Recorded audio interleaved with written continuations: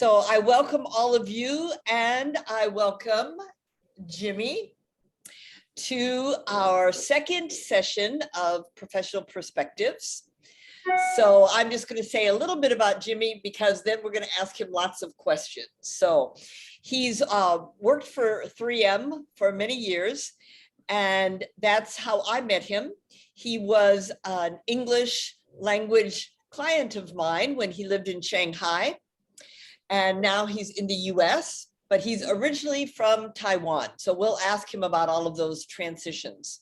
Okay, he works with a lot of global teams, which was one of the reasons why I wanted to bring him on, so that we can hear what it's like to have a team from different countries. Maybe every team member is even from a different country. So he's quite a cross-cultural expert. He holds a master's degree in chemical engineering, and he is married and has a teenage son. And how old is Andy now? 16. 16. So yes, we were together for more than 2 years, because I think he was 14 when we first met. Yes. So, right.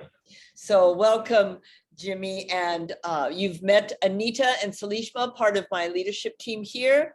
And other people may be joining, but they know that they can come in anytime. Mm-hmm. So I'm going to let Anita start us off with the first question for you, Jimmy, and I will be switching from different views so that we can see you close up. So go ahead, Anita, launch us. Thank you. So Jimmy, this is the first time, of course, I'm meeting you too. And I heard that you are from Taiwan, and then you moved to Shanghai and then to Minnesota. So would you be able to help us understand this transition, the moving, what, why?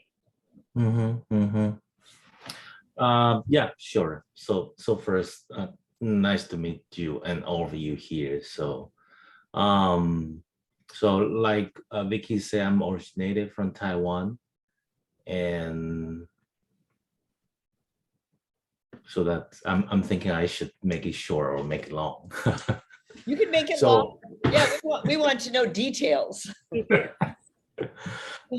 So I worked for 3M Taiwan for like 16 years until now.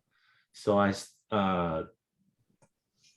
I worked for 3M totally for 16 years, and I worked for 3M Taiwan like about 10 years when I was in Taiwan. And so I think actually when I work in 3M Taiwan, maybe 2-3 years, I start to thinking that I should probably go beyond Taiwan, simply because of the organization, the view. Taiwan, I think consumer electronic industry in Taiwan is quite strong, but you still need to leverage for example, manufacturer side in China, and their customer are really global basis, like a lot of US brand, Apple, Google, very strong brand, and even Facebook today. Japan, Sony, Korea, Samsung, and also some of Chinese brand, which has been growing pretty strong in the past couple of years. So I started thinking of that, and I made my decision that I need to go beyond Taiwan. I don't want to, only stay in Taiwan. So that's one. I think that's probably something triggered me to look for this type of career path. Then luckily, and probably also with my efforts, so I got a chance to move to Shanghai.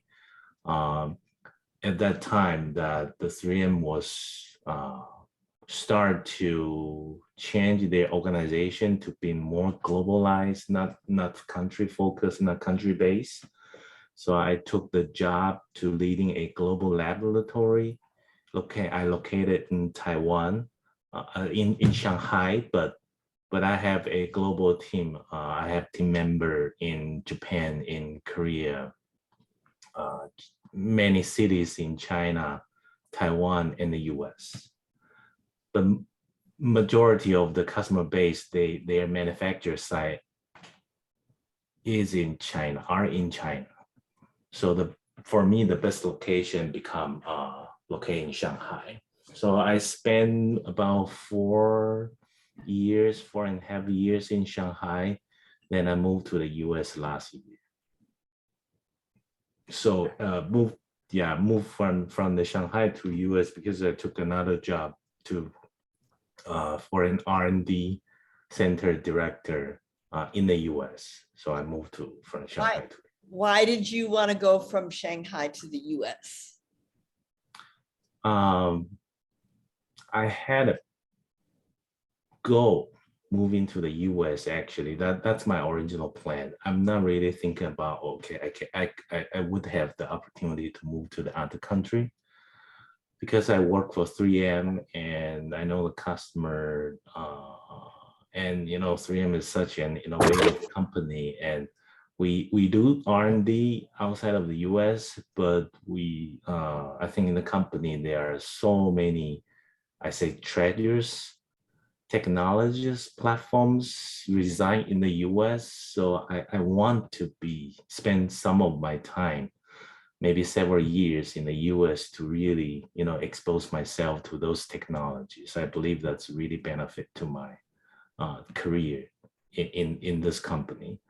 So that was my original plan, but it happened a little bit later than I planned it because I moved to Shanghai first. So do you think that the passion was for innovation or for globalization, or what was the passion behind your wanting to join this company and live in different places? What was the passion inside of you? I would say both, right? So, talk about passion. I think that's a really difficult question, probably especially for young people. When I was young, when I just graduated from school, there are so many different type of jobs that I can do, but I don't really know which one I would like or which one I would perform well. I don't know. And I have tried to do several different type of job in my earlier career time. So I have been doing a modeler, doing the computer simulation work for physics. I am doing research job, reading You were papers. or you are now? I were a research in a research institute funded by government. I also work for Taiwan-based company as an R&D people. So I have been trying different kinds of job. I think I did a pretty good job, I think. But whenever I do those jobs, I ask myself a question that, am I okay doing that job for the next 2 years, for next 5 years? So the answer at that time was like, probably no. It was good, but thinking of that question, it's hard for me to say yes. Until I got a job in this company in 3M. So my job was application engineer. So that the meaning for that application engineer was, so I talk to customer, I try to understand what's going on in the market. But in the same time, I need to understand what technology in the company that we have. And my job is actually to find where's the new technology needed, where's the challenge needed, and really impossible. And I could possibly to bridge that problem, that industry problem with our own company technology to find a new solution. So that's sort of very interesting area. And be honest, I'm not an inventor who working in a laboratory, trying to do different things to find, something new, something brand new in the world. I'm not that type of people. That's not my passion. I tried. Also, I'm not the kind of the engineer who could design a way to produce the product in a very effective way, very high yield, low cost. Not really like that job as well, but this application engineer role really kind of triggered my passion. So after maybe 2 years, I started thinking, You this say is trigger the your job. passion. What would you say you are most passionate about? Understand people, create a value, make the impossible challenge become possible, right? When you invent something in a laboratory, you might know it could work for, but you don't really know what value you're gonna bring to the world. When you having the challenge, you design a new devices, say iPhone, I don't know how 15, 20, and you have the challenge, but you don't know where to find a solution. And my passion is to bring those together. Oh. Right? So when you bring those together, and then you can really create something new. I'm not the inventor who invent those technology, but Right. I'm the one to know what's coming in the future and what we could possibly to solve that. So that's the role of the application engineer, and that's my passion. Wow. But like I say, in order to do that, so I need to understand both sides of the world. One is the whole industrial, the device design. So that means I need to work really closely with the customers, the brands. So that means I need to be globalized. I need to know what's happening in every country. I need to communicate with them. I need to talk to them. Do you just need to know what's going on in other countries, like politically or just technologically or socially? Technologically. Most of them. No, yeah, most of them. And then the other side is that I need to understand what technology we have in the 3M.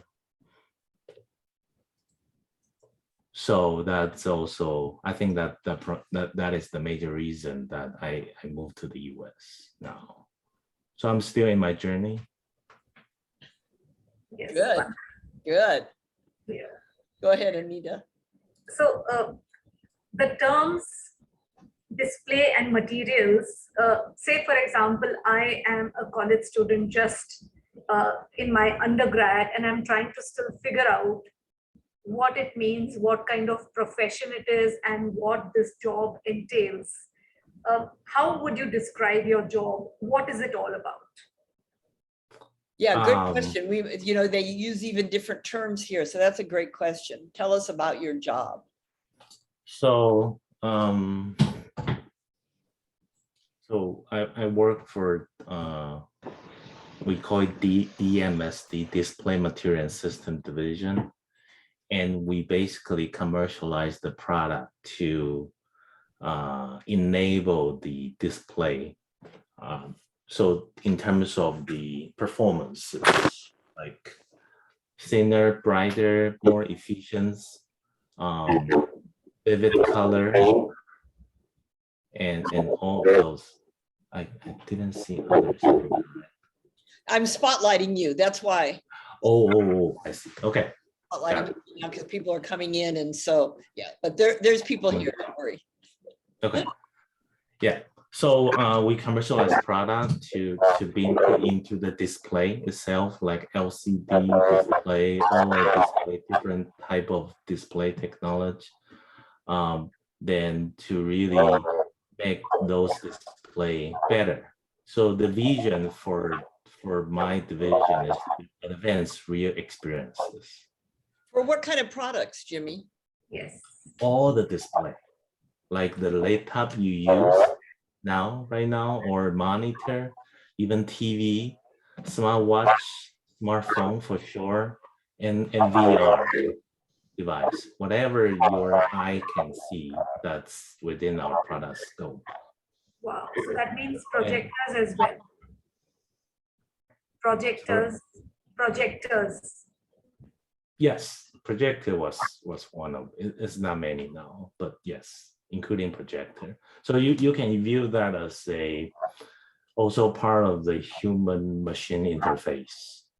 And you use your eye, whatever you use your eye to see, that's within our scope. So it sounds to me like you say that you have to be up on technology, but it also, if you're thinking about all these displays, you have to think about people, what people are seeing, what people want to see. And so there's a lot more human element than it appears. Yeah. Yep. So it's not about make your display bigger or brighter or more color, but you need to understand how people want to use it. So people don't really care that what technology or what's the feature in the display, but people want to see each other like in person. Like we're talking here, we're seeing each other, but we really want to make the feeling more, real experiences. Like we real meeting face to face, talking to each other through this technology. I think that's the purpose. Wow. And what kind of education do we need to get into this? Oh, you were reading my mind. I was thinking, I wanted to ask, did you really need the degree that you got, or did you need, so yes, that's a great, so tell us about what kind of education you did and that you had to get even after your master.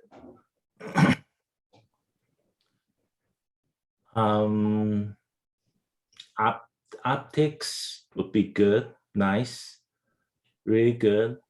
But optics itself is a little bit professionalized even in the school. Not many people studying optics. But that's one specialized area for this job. But they are much more relevant. It doesn't really require specific, maybe engineering background is good enough. We have some physics, a lot of a chemical engineer, mechanical engineer, those are really good because display material and system. So we look at material and we look at the system. So the material meaning what kind of material that we can invent or produce really provide different functionality, but how those new material be used in the system. So we will need to, in the 3M, we are not producing any system by ourselves, but we invent a system for others to use our new material. So we will also spend time to look at the new system. How does that work in the system? Like we have the VR headset right now, just launched to the market. It's half thinner than the usual one. So the problem for the VR headset is it is too heavy, too big. So we invent a new system to make the size down to half. Are you talking about that virtual reality? Virtual VR. Thing, yeah. I mean, my son has one, so I haven't used it in a long time. Right. So we sell some lenses product into that, but we invent the whole system.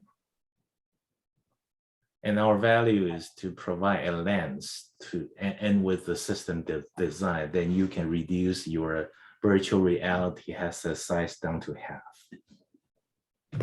That's what. You got your master's degree a long time ago, right? Me? Yeah, long time ago. So how do you keep up with new trending technology and things like that?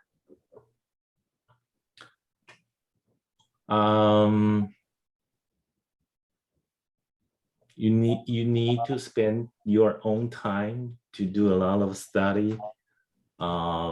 Nobody tell you. For me, I have two sources. One is really come from my customers. They will teach me the newest technology. Then the reason they taught me is because they have some problem and they hope that 3M can help them to resolve the issue, resolve the challenges. And the other source is that we have a very strong group of the scientists in the US. So I kind of learning from both sides So to, who are to your help me. customers? Hmm? Who are your customers? Apple, Google, Meta, Samsung, Sony, LG, Xiaomi, Oppo, Vivo, previous Huawei, but not much anymore now. ASUS, those are the customer. Those are brand customer, but we're not only working with brand customer, we also need to work with their supplier. All the supplier provide their component into the device to those brand are our customers. So do you have a typical day, or is every day for you different? Oh, every day is different. Every day is different. And tell us a little bit more about your global team meetings. I know that in Shanghai, you used to have even more people from different countries. I think it was like India and Germany, but maybe it's different now in the US. So the whole display industry is really a not that globalized industrial, because the very heavy capital investment is required for a company to enter this industry, this game. So our customer locate in most of the in Japan, Korea, China, Taiwan, Singapore, some Europe now for automotive, and the US. So those are the country heavily involved in this industry. So I had, when I was in Shanghai, I had a global team located in those countries. So so how important is language? The English language for you and your, we are a language center, and we're trying to focus on more than just English, but we know what we want to hear from you too, how important language is. The English language is extremely important for my job.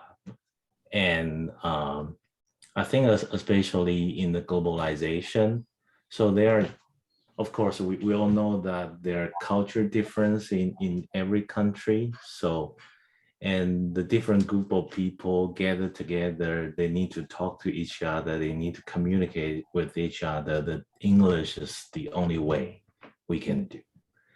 So how do I improve my English continuously? That would be really important.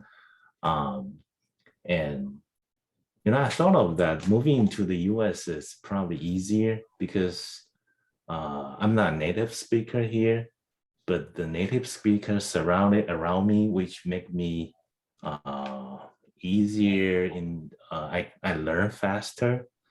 But also in the same time, if I'm not speaking English correctly, they could understand me pretty well. They know how to tolerate my mistakes. So that's probably easier. But when I was in Shanghai, we had a global meeting. We have we have people call into the meeting by teleconference, and some people don't really like turn on the camera. And no one is native speaker in the meeting. Yeah. Right? And everybody use their second language to communicate. So you can image that how hard it is, right? Wow. So English itself is really important. I keep telling my team members when I start my job from day one that we will talk about the project, the customer, all the work. If that's in a one-on-one meeting with my team member with a little bit like coach session, I always tell them that continuously advance your English, because it's gonna be important for you, for your career. And maybe I want to add another comment around the importance of English. We're not only talking with our own team in the company, we need to meet with customer. So think about when I attend a meeting in the Japan meeting with Sony R&D director, we need to use English. That could be very intimidating because you not just communicate, they are a customer. So you need to explain things well enough in English, and you need to ask the right question at the right timing. You need to provide appropriate responses again at the right time. So that's difficult. So that also, really tell me that how important of, English in this globalization world. It's right time as well as real time, because it has to be instant and totally impromptu at that time, because you can't plan it that way. No, yeah, exactly. Yeah. So where exactly do you find the most challenge coming up in your work? Is it communication? Is it work, or what? I think the communication itself is really important. So whenever you work in a big organization, community cell from top to the bottom, or from the bottom, from the front line back to the group of people who make strategy, are challenging, difficult. And in the globalization, so where do we receive our, say, market insight from the market, external information? How does those information been escalate correctly and filter out correctly to, say, to the back end or to the top management? That's difficult, and we receive those information from everywhere, from every country, by our local teams there. So then it is really difficult, and it involved with the different language, it involved with different cultures. So that's really, and for us, it is also, it is easy for you to make a strategy based on what you know, but how does what you know is really true reality happen in the market? That's the first question, right? And the second question is that, okay, once you build up a whole strategy, say for your next year, how do we want to win over the market? Then you need people to execute that strategy. They need to really understand well why we have those strategy and how we're going to execute those strategies. So again, that communication cascaded from the top to the down, to the spread out to the different countries. That's difficult. That's difficult. Do you also need to travel a lot due to your work? Yeah, that's the price I need to pay. I can have one example. Before pandemic, I just realized that in the probably March or May in 2020. So I lived in Shanghai in 2019. And I realized when I paid the tax for 2019, that's about 2020 March, I realized that I only spent half of my time in China. Oh my. So I don't need to pay the China tax because I spend less than half. So then then I think, okay, so I spent about, so I remember that's about like less than 183 days in China. So I maybe ended up with 170 something days in China. So I spent half of the days in US, Taiwan, Japan, and Korea. And that's a lot, right? Then my wife said, when you are in China, you spend half of your time out of Shanghai. Yeah, that's true. I need to travel to Beijing, to Shenzhen, to Chengdu, other cities. when I was in China. So in 2019, I probably spent 75% of my time in travel. Wow. Well, speaking of wife, I want to get up close and personal for a few minutes. If I get too personal, you just tell me, okay? But I think it's important for people listening and for us to think about. I mean, they do say that behind every successful man is a very strong woman. They usually say that anyway. But I know, Jimmy, that you're married and you have a 16-year-old son. So first of all, I want to ask how it has been for your wife, but not just with you traveling, but the transition from Taiwan to Shanghai to America. How is she doing? And how have you, if you don't mind telling us a little bit, how you've dealt with those challenges? Maybe your company gave you help, or maybe you did it on your own. So if you wouldn't mind sharing a little bit, whatever you feel comfortable in sharing. Sure. Whenever moving into a new country, that's a challenge, right? You don't have any support there. So one of the disadvantages for moving to the other countries, you don't really have your family support. So you are on your own. So that's the probably one of the biggest challenges I feel. So we moved to Shanghai, or we moved to here. So good thing is that there are always new things, new experience that you could learn. You really eye open. You say, oh, how cold is Minnesota is, or how crowded Shanghai was. For my wife and my son, I think they also experience all of those. Maybe a couple of example. So the first, company does help to provide culture shock learning for us whenever we move into the new country, that help us to understand the differences and some probably beginning level that you really need to know when you move to a new country. So that helps, but I would say majority of the portion is still you really need to spend time to explore the things, and sometimes you get shocked as oh really, but you learn from it. So that's good part. And I would say that the biggest challenge is for even for myself, my wife, and even my son, we are all introvert personality, not extrovert. I'm not saying introvert cannot survive, but it takes longer time for us to get used to get to know people there.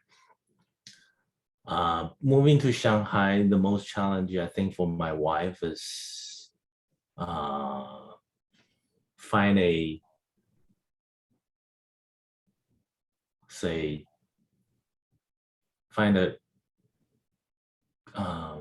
the friends who share the same concept, share the same value. That's difficult. That's a difficult one. For language itself, it's easy because people speak Mandarin there, so that's fine. But in Shanghai, there are so many people out there, and people usually have different philosophy. And Shanghai world is really, I probably describe in a very big range. So from very, very poor people to super, super rich people in that city. So how do you find the group of people who share the same value with you? Then you guys can hang out together. That's the most difficult one. It took us, I should say, it took her about 1 year. So she has joined several different groups.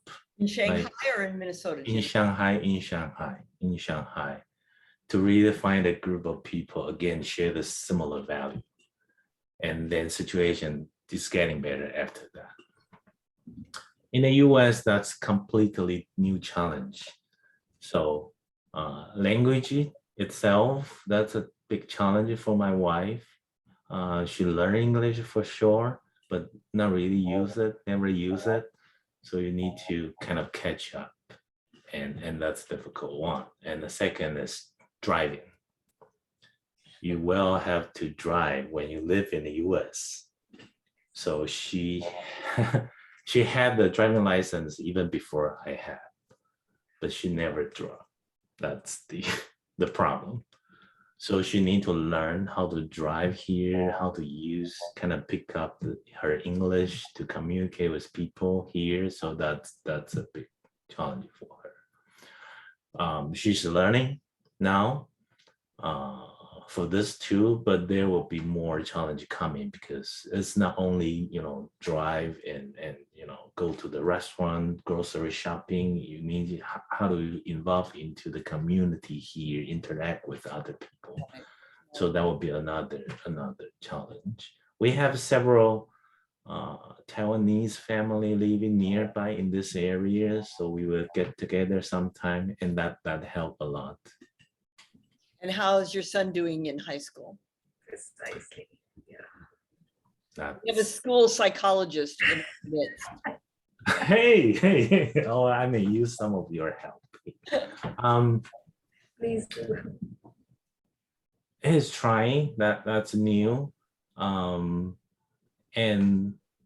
just realize I saw the Western education probably similar, but not really. So my son was in British International School when we were in Shanghai, and now transitioned to the US high school here.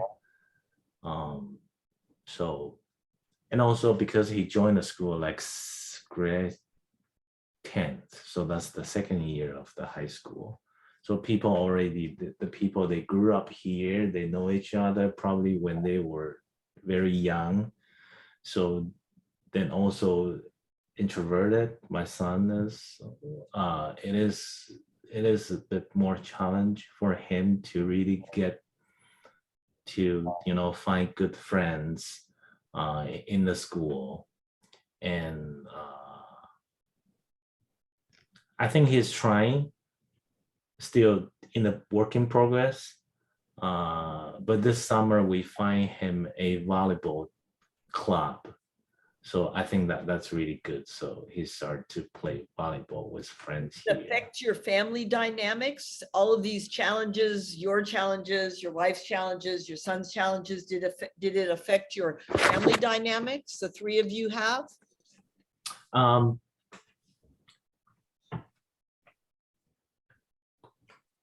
would say actually it make us stick even together stronger than it probably would have been, because three of us are the only people really, we have with each other. Our way is more like, so each of us need to deal with the challenges, the problem that we have, but we share with that. We even started writing a diary about the challenge. And we share that with each other when, I think at the beginning when we moved to Shanghai. So that's a good way. So we deal with our own challenge, then we come back, share with that, and try to help each other. Not really help, but more That's mentally great. support, right? Talk about it, mentally support to each other. That help us to stick stronger. We still have like teenager versus parents issue, all those common issues that still happen. But I don't feel that's as strong as, of course, I don't have experience on that, but it seems not as strong as that I could have if I only stay in Taiwan. So that's good part of that. Yeah, that is very good. We're going to open it up. Let me ask Anita if she had any more questions before I open it up to our audience. Actually, just one for me to get kind of a closure on your son, actually. the movement that you have made, the transitions to different countries, how has it affected? Of course, it has affected his schooling, but has it affected or made his personality different to what it would have been had he been probably only in Taiwan or maybe in Shanghai? Oh yeah, yeah, definitely, definitely a lot. You know what? When we decided to move to Shanghai, my son said, "No, I don't want to move." He was 11 years old at that time. He said, "No, I want to stay in Taiwan. You guys move. I can stay with my grandparents here."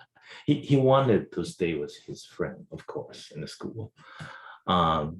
But he agreed to move finally because we want to stick together as a family. He agreed to it. Then maybe 2-3 years later, he told me that, Dad, are we gonna stay in Shanghai forever, or where do we plan to move? We have been talking about potentially move to the US at that time. Say, yeah, maybe US, maybe back to Taiwan. Not really determined yet. He said, I don't want to move back to Taiwan. Because of schooling, that's one. Probably major things. He was in, like I said, British international school, so that kind of Western style of education. In Taiwan, that's very traditional Asian style education. Lots of exam. You need to pass this 1, 2, 3 continuously, right? So he said, moving to US is okay, but I don't want to go back to Taiwan for that type of education system. Mm-hmm. And that's how that really impact how you think. If I didn't go beyond Taiwan, out of Taiwan, he's gonna stay in that education system and probably don't have the opportunity for him to think differently. And I think he's thinking that what does his life want? He want this, he don't want this. That I would say for the same age kids in Taiwan, they don't get that opportunity. They need to follow the exact education system. There are a lot of exams, so the only job they do is to, pass the test. That's the only job for students in Taiwan. That's not good. Wow. I have one little question. As your former English teacher, what do you do these days to practice your English, to improve your English?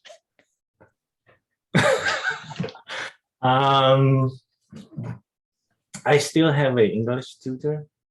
Oh, okay. Not through Global LT. Uh-huh.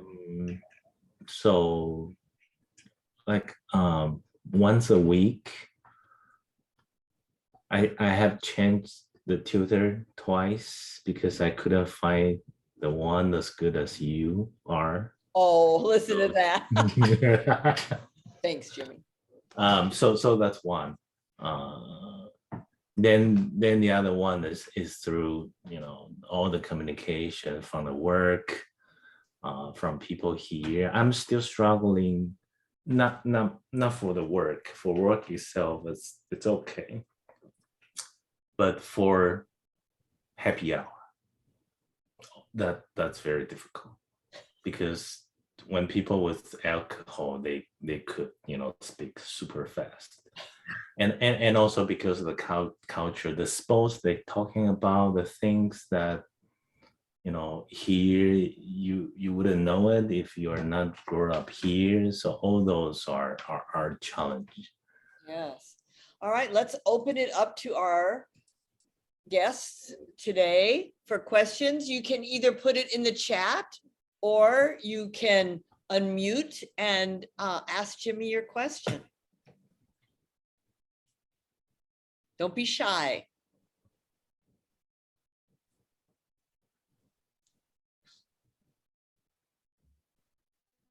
Well, I know Anita and I have more questions. One thing that I really wanted to ask you is, do you love your job? Yeah. Oh, Yeah. that's So maybe also one suggestion to all the young people, always ask the question, am I okay doing this job for the next 2 years, 5 years? What do I want to be in 5 years, in 10 years? I still ask that question to myself until today. So if you don't have passion, if you don't really enjoy what you did, then the answer probably, be honest to yourself. If the answer is no, you need to think hard that what do you want to do. For me, yes, I enjoyed my job. Like I say in the beginning, I'm still on my journey. So I'm more spending my time not at the customer side, but more at the 3M technology side. But that's part of the journey. Again, my passion is to bring those two together. So yes, I'm doing several different jobs in 3M. So those kind of circle around my passion. Not exactly the things that, oh, every day I talk to my customer, then I talk to the scientists, then I'm thinking that whether there is connection or not. No, that's not every day happen. But the piece I'm doing as a application engineer or product manager or manage the Kubota team or manage the R&D team, all surrounded around this passion. That's my objective, my goal. So yes, I enjoyed the job I did. Do you have any other strategies or advice or suggestions or anything for young people? Because we are recording this, so some might listen to it later.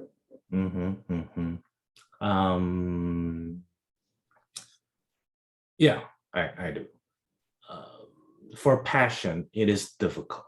For some people, it is very naturally that they know what inspired them. They know what they want to do, maybe since they were young. But for some people, or maybe I would say for most of the people, it is difficult. It is difficult.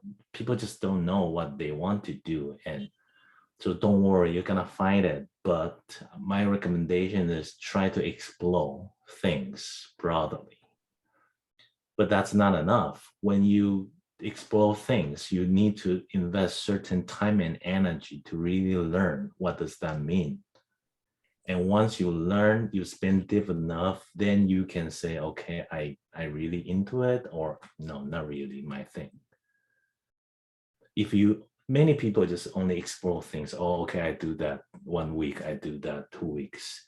You're not really learning the deep enough for you to say, okay, I'm done with it, or I want to do more. So not just explore widely, but also spend enough of the time to really go into it. Then you can determine whether you really like it or not. So that's about passion. And maybe another one is whenever you're seeking a job or a position, that's not about you. So many people say, okay, I want to do that job, or I want to do what, but think of that, what value you can really bring into that role. So the key point is, it's not about you, it's about that job and what value you can bring into that job. And that's how you should think, whether those job is suitable for you, whether that job is what you really want. So think what value you can bring in, what difference that you can make for that job. And that's very important point of view. So don't trap yourself to, oh, I want to do that, or I don't want to do that, or always start with I. So that probably not the right perspective. That's really good advice. So I want to repeat that so everybody can get it. So think about what do you bring to the table? What value are you going to offer this role and this organization? Really good. Yes, Anita? Yes, I was actually going to ask what is the one thing you would advise not to do, but you've almost kind of explained it. But if there's anything that you'd like to add to it, Not to do. yes. Oh, one thing I thought that's very important too. Like I had one from your general question list. What is a day for me looks like, right? Can I plan for it, or I need to deal with the things that just come? So in many cases, we're gonna, be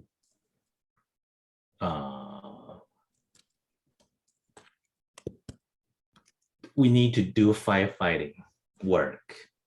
A lot of the things happening, right? So